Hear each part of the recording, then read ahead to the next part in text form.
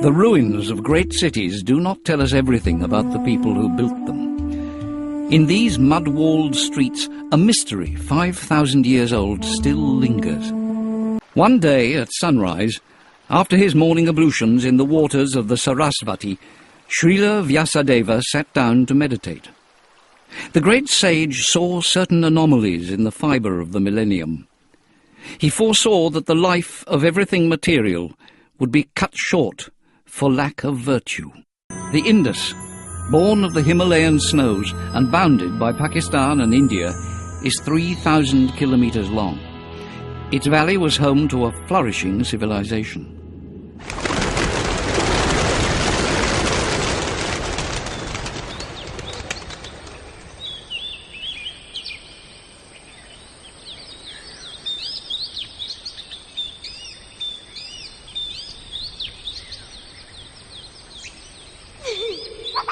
For a long time, our image of this civilization was blurred. The first archaeologists thought they had discovered cities of children. They unearthed toys, dice, whistles, marbles.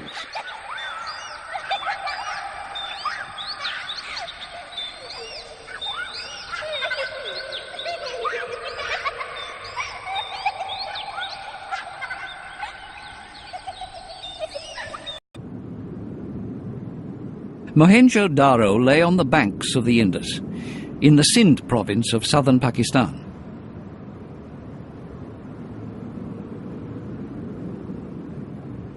"2,000 years before Christ, this land was settled by newcomers from the border regions of ancient Persia. Today it is desert. But on this spot they founded the largest city of the Indus civilization, with 40,000 people and an area of a square kilometre.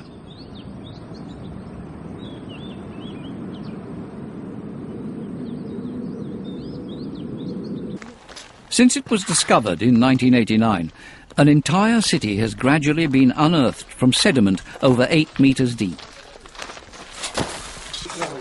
Dolavira was surrounded by 250,000 cubic metres of precious water.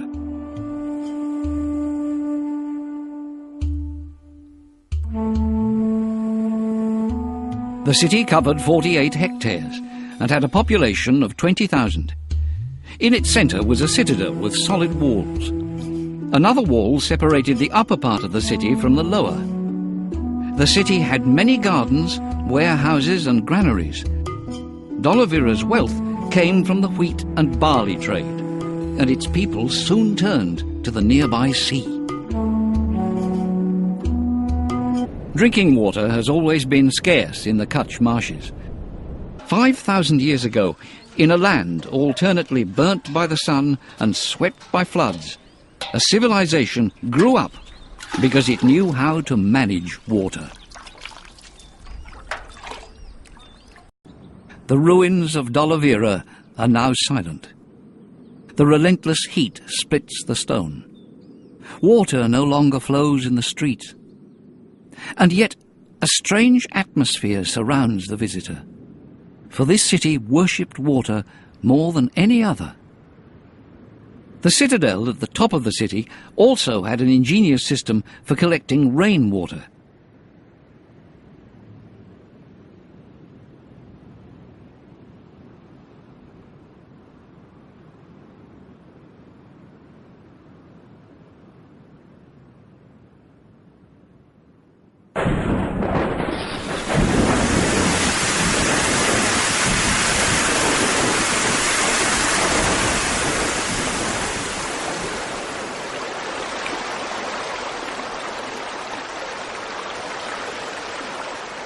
Gutters channeled rainwater into a large reservoir outside Dolavira.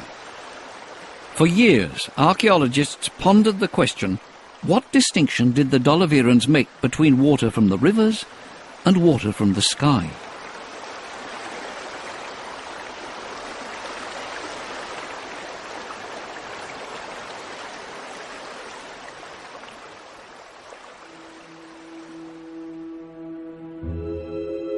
For the people of Dolavira, water was the fundamental element in their survival. Its marriage with the earth made crops possible. Its alliance with man allowed souls to be purified.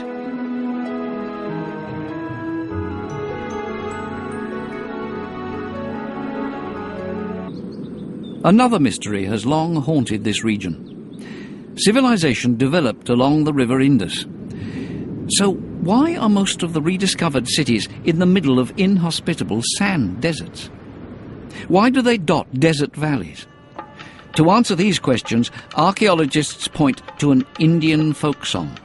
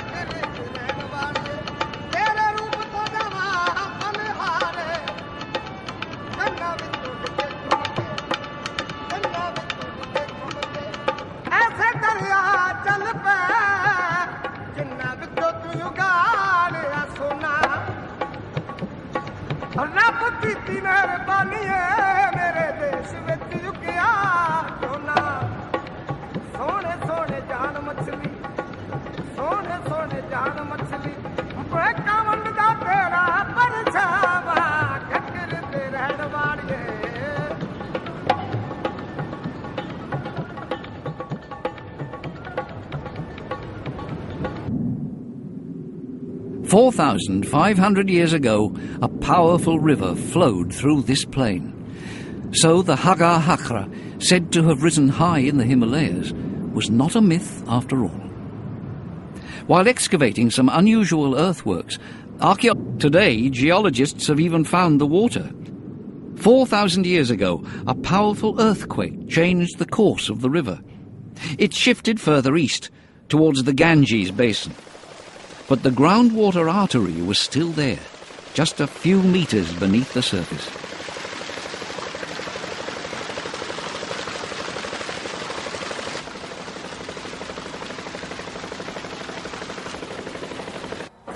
From 1990, new wells were dug and the precious water began to flow again. Over 4,000 years after it disappeared, the Hagar Hakra resurfaced from the depths of the earth. With it, a whole region came back to life. Fields reappeared in the landscape, and abandoned villages were repopulated. Much time had passed, but the same methods of cultivating land and making it fertile were rediscovered. Once again, water emerged as the mother of civilization. Civilization was spreading. In the walled cities, artisans were able to perfect their skills. Every city had its craftsman's quarter. Ideas, methods and inventions spread together with trade. In the markets, in jewelers' workshops, scales and weights appeared. The streets teemed with hard-working populations. Stonemasons fashioned new tools, such as jasper drills or polishing stones.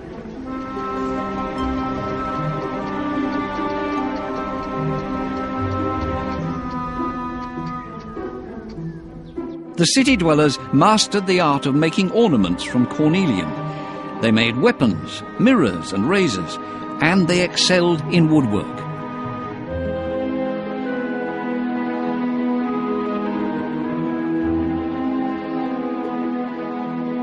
Their ceramics reached every corner of the East. They mastered the art of working copper and bronze. Artists carved ivory and set semi-precious stones in gold to make jewellery. The level of production was such that the civilization seemed on the verge of an industrial era.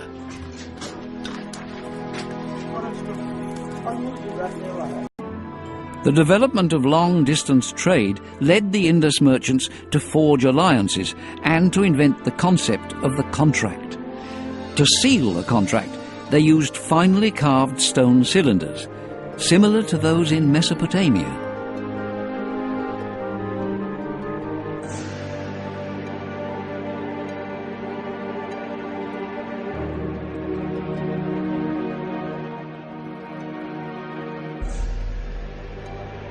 More than 2,000 of these seals have been found. They're carved with animal profiles, zebu, buffalo, crocodiles, all with more intricate and mysterious motifs. Inscriptions accompany the images. 4,000 years ago, the people of the Indus set out to find the mineral resources they lacked. They needed copper, tin, silver, and lapis lazuli. Their caravans took the road west, towards Baluchistan and today's Iran. They founded colonies over 1,500 kilometres from their homeland, on the borders of Afghanistan. Soon they were looking beyond the Kutch marshes and the Indus Delta. Beyond were lands that attracted them, lands where they could establish harbours. A strategy of exchange and trade was taking shape. The fertile lands around Harappa, Mohenjo-daro or Dholavira formed independent states. New crops appeared, and the peasants began to raise horses, camels and donkeys. Gradually, what had been one people adopted a variety of cultures. And yet, some have preserved a part of this heritage.